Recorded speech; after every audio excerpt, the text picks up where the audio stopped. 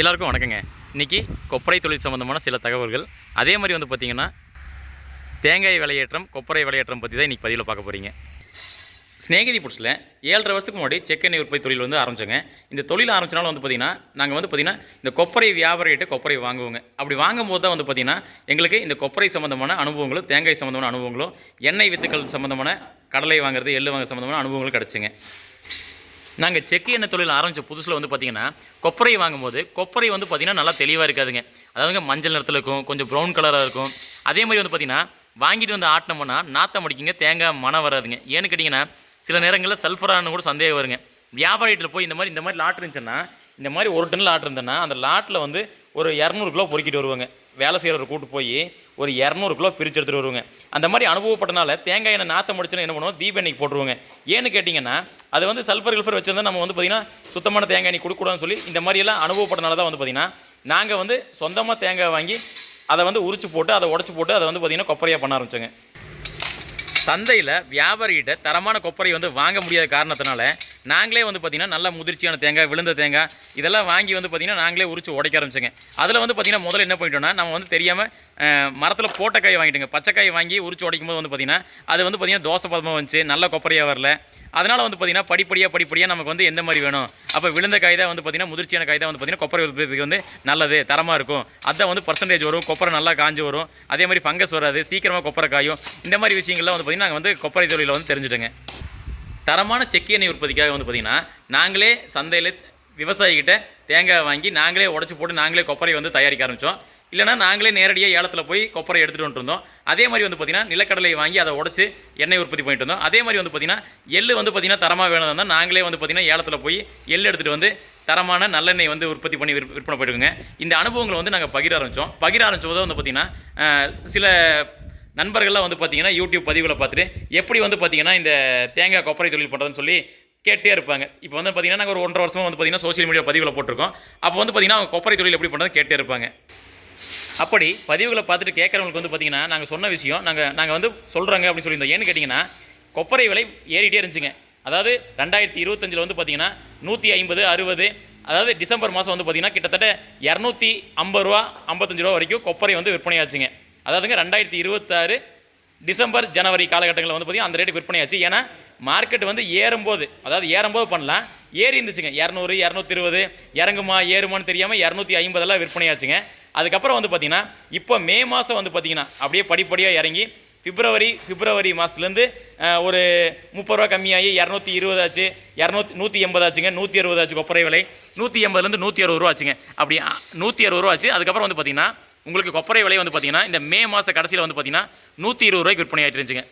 தரமான கொப்பரை வந்து பார்த்திங்கன்னா மே மாதம் 120 ரூபாய்க்கு விற்பனை ஆச்சு. அப்போ தான் வந்து பதிவு போட்டோம், நீங்கள் வந்து பகுதி நேரமாக கொப்பரை தொழில் பண்ணுறதுக்கு சரியான நேரம். அதாவது நிறைய பேர் கேட்டிருந்தாங்களேங்க, அதனால தான் வந்து பார்த்திங்கன்னா பகுதி நேரமாக கொப்பரை தொழில் பண்ணுறதுக்கு இது வந்து சரியான நேரம். இப்போ ஆரம்பிச்சிங்கன்னா நீங்கள் வந்து பார்த்திங்கன்னா நல்ல லாபம் ஈட்டலாம். அதே மாதிரி தேங்காய் வாங்கி போட்டாலும் சரி, இல்லை கொப்பரை வியாபாரமாக பண்ணாலும் சரி, முதலீடு போடும்போது என்ன ஆகுனா மறுபடியும் விலை ஏறும்போது உங்களுக்கு நல்ல லாபம் கிடைக்கும்னு சொல்லியிருந்தாங்க. அப்படி போட்டக்கப்புறம் இப்போ வந்து பார்த்திங்கன்னா கிட்டத்தட்ட ஒரு 50 நாள் ஆச்சுங்க. 120 ரூபா இந்த கொப்பரை இன்றைக்கி வந்து பார்த்திங்கன்னா 155, 150லேருந்து 60 வரைக்கும் விற்பனையாதுங்க. தரமான முதல் தர கொப்பரைங்க. அப்போ என்னென்னா நாங்கள் சொன்ன நேரத்தில் முதலீடு பண்ணியிருந்தா இன்றைக்கி வந்து பார்த்திங்கன்னா ஒரு 5 டன்னு கொப்பரை வாங்கி வச்சுருந்தா கூட இன்றைக்கி வந்து பார்த்திங்கன்னா ஒரு 30 ரூபா கூடுச்சுன்னா இன்றைக்கி கிட்டத்தட்ட 1,50,000 ரூபா சம்பாரிச்சிடலாங்க 50 நாள்லைங்க. அதனால தான் வந்து பார்த்திங்கன்னா சரியான தகவலை வந்து நாங்கள் வந்து பதிவு பண்ணியிருக்கோம். ஏன்னு கேட்டிங்கன்னா நம்ம வந்து இந்த தொழிலே ஒரு 7.5 வருஷம் இருக்கனால சந்தை விலையை கொஞ்சம் உணர முடியுதுங்க. அதாவது 120 ரூபாய் கீழே வந்து விலை போகாது. அப்போ 120 ரூபாய் இருக்கும்போது நம்ம தொழில் பண்ணலாம். தேங்காய் வந்து பார்த்திங்கன்னா 30 ரூபாலேருந்து 34 ரூபாய்க்கு விற்பனையாச்சு. இன்றைக்கி வந்து தேங்காய் வந்து பார்த்திங்கன்னா 45லேருந்து கிட்டத்தட்ட வந்து பார்த்திங்கன்னா ஒரு 55 ரூபா வரைக்கும் விற்பனை ஆகிட்டு இருக்குதுங்க. கருப்பு காய்ங்க, விழுந்த காய்ங்க. கொப்பரை தொழில் சம்மந்தமான அனுபவத்துக்கு வந்து பார்த்திங்கன்னா நீங்கள் உங்கள் ஈரோடு மாவட்டத்தில் இருக்கிற ஒழுங்குமுறை விற்பனை கூடத்துக்கு போங்க. அதே மாதிரி வந்து பார்த்திங்கன்னா அன்னூரில் ஒழுங்குமுறை விற்பனை கொடுக்குது. அங்கே போனீங்கன்னா வியாபாரிகள் இருப்பாங்க. அவங்க என்ன பண்ணுறாங்க, எப்படி தேங்காய் வாங்குறாங்க, எப்படி கொப்பரை தொழில் பண்ணுறாங்க, அவங்க எந்த மாதிரி வந்து உற்பத்தி பண்ணுறாங்க, இந்த மாதிரி தகவல்லாம் வந்து பார்த்திங்கன்னா நீங்கள் ஒழுங்குமுறை விற்பனை கூடத்துக்கு போனாலே தெரிஞ்சுக்கலாங்க. ஈரோடு மாவட்டத்தில் எலமத்தூர் இருக்குது, பெருந்துறை இருக்குது, இந்த மாதிரி மார்க்கெட்டில் மயிலம்பாடி இருக்குதுங்க. இந்த மாதிரி மார்க்கெட்டுக்கெல்லாம் போனீங்கன்னா நீங்கள் வந்து பார்த்திங்கன்னா கொப்பரை தொழில் சம்மந்தமான இல்லை எள்ளு கடலை சம்மந்தமான தகவல்லாம் வந்து பார்த்திங்கன்னா நீங்கள் தெரிஞ்சுட்டு தாராளமாக பண்ணலாங்க. நாங்கள் என்ன பண்ணுறோன்னா எங்கள் செக்கெண்ணெய் தொழிலோடு சேர்ந்து இந்த மாதிரி கொப்பரை உற்பத்தி பண்ணும்போது நாங்கள் எங்கள் அனுபவத்தை பகிர்ந்துட்டு இருக்கோங்க. எங்கள் பதிவுலேயே எல்லாமே இருக்குங்க. ஏன்னா நிறைய பேர் வந்து பார்த்தீங்கன்னா ஃபோன் பண்ணிட்டு கேட்குறீங்க, நீங்கள் என்னன்னாங்க நம்ம தொடர்ந்து நம்ம வேலைகள் வந்து போயிட்டுருக்குங்க. அப்படி போயிட்டு இருக்கும்போது என்னன்னா, இது வரைக்கும் வந்து பார்த்தீங்கன்னா ஒரு 2500 3000 பேருக்கு நம்ம வந்து இந்த தகவலாம் கொடுத்துருப்போங்க. என்ன விஷயம்னாங்க, ஒவ்வொருத்தருக்கும் ஒரு 1/2 மணி நேரம் 3/4 மணி நேரம் பேசும்போது வந்து பார்த்தீங்கன்னா எங்களுக்கும் கொஞ்சம் சிரமமாக இருக்குங்க. வாட்ஸ்அப்பில் மெசேஜ் போட்டால் எப்போ பார்த்தாலும் ஒரு வாய்ஸ் ரிப்ளை நாங்கள் அனுப்பிச்சிடுங்க. இல்லைன்னா உங்களுக்கு தேவையான வீடியோ வந்து நாங்கள் லிங்க் மூலிமா அனுப்பிச்சி வைப்போங்க. ஏன்னா சோலார் ட்ரையர்லாம் வந்து பார்த்தீங்கன்னா உணவு தொழில் பண்ணுறதுனால எங்களுக்கு ரொம்ப பயனுள்ளதாக இருக்குது. நாங்களே போட்டிருக்கோங்க. நாங்களே போட்டிருக்க வீடியோ போட்டிருக்கோம். அந்த பொருளை எங்கே வாங்குறதுன்னு போட்டிருக்கோம். இல்லை நீங்களே தெரிஞ்சால் நீங்களே பண்ணிக்கலாங்க. நாங்கள் வந்து இதை பண்ணி கொடுக்குறோன்னு சொல்லி நாங்கள் இது வரைக்கும் எந்த பதிவுலையும் போடலைங்க. சோலார் ட்ரையரை நம்ம அமைச்சரோன்னு போகிறதில்ல. நம்ம அமைச்ச பதிவை போட்டிருக்கோம். அதே மாதிரி இதுக்கான இன்வெஸ்ட்மெண்ட் எவ்வளோ ஆச்சு, எப்படி குறைந்த விலையில் அமைச்சிருக்கோம், அந்த மாதிரி தகவல் தான் வந்து பார்த்திங்கன்னா நாங்கள் பதிவு பண்ணிட்டு இருக்கோங்க. அதனாலங்க என்னென்னா, நாங்கள் இதுக்காக வந்து யார்கிட்டையும் எந்த ஒரு சார்ஜஸும் பண்ணுறதில்ல.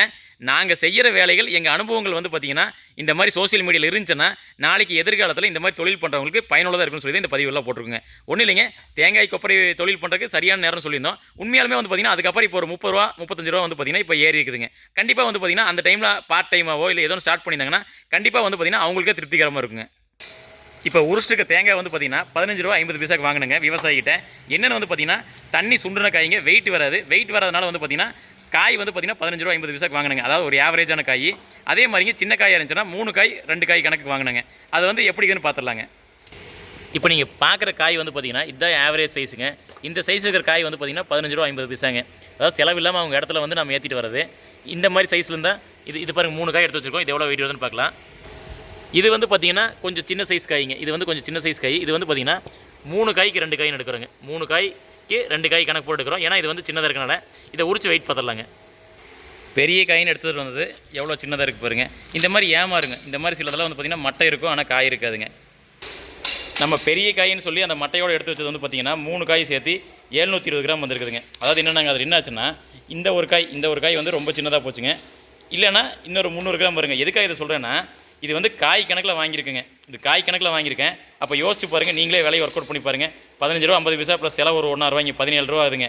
17 ரூபா ஆச்சுன்னா இந்த 3 காய்க்கு வந்து பார்த்திங்கன்னா கிட்டத்தட்ட வந்து பார்த்திங்கன்னா 51 ரூபா ஆகுதுங்க. இது வந்து பார்த்திங்கன்னா 3 காய்க்கு 2 காயின்னு எடுத்துங்க. வெயிட் பாருங்கள் எவ்வளோ வந்திருக்குண்டு, 570 கிராம் தான் வந்திருக்குதுங்க. அப்போ என்னன்னாங்க, இந்த மாதிரி தண்ணி சுண்டுன காய்ங்க, தண்ணி வந்து கொஞ்சம் காஞ்சு சுண்டிருச்சுங்க. இந்த மாதிரி காய் வாங்கும்போது நாங்கள் வந்து பீஸ் ரேட்டில் கொடுக்கும்போது விவசாயிகளுக்கு ஒரு நல்ல ரேட்டு தாங்க. இதே தேங்காய் வந்து பார்த்திங்கன்னா நாங்கள் வெயிட்டில் எடுத்துருந்தோம்னா விவசாயி தான் நஷ்டமாகுங்க. ஏன்னு கேட்டிங்கன்னா தண்ணி வந்து நிறைய வந்து ட்ரையான தேங்காய்ங்க. அதனால் வெயிட் குறைவாக இருக்குது. அப்போ யோசிச்சு பாருங்கள், வெயிட் கணக்கில் 50 ரூபா வாங்கியிருந்தா இன்னும் வந்து பார்த்திங்கன்னா ஒவ்வொரு காய் 3 காய் 2 காய் சேர்ந்து வரக்கான வாய்ப்புகள் இருக்குது. அப்போ என்னென்னா பீஸ் கணக்கில் எடுத்துருக்கோம்.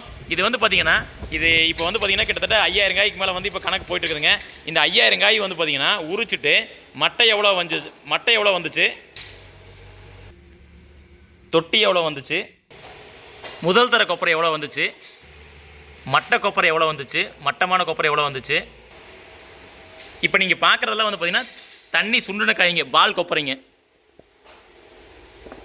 இது வந்து பால் கொப்பரைங்க. இது எவ்வளோ வந்துச்சு அப்படின்னு சொல்லி கண்டிப்பாக வந்து பார்த்திங்கன்னா பதிவு பண்ணுறேங்க. தேங்காய் வாங்கினதுலேருந்து மட்டையோட கணக்கு, தொட்டியோட கணக்கு, கொப்பரையோட கணக்கு, இப்படி எல்லாத்தையும் பார்த்துடலாங்க.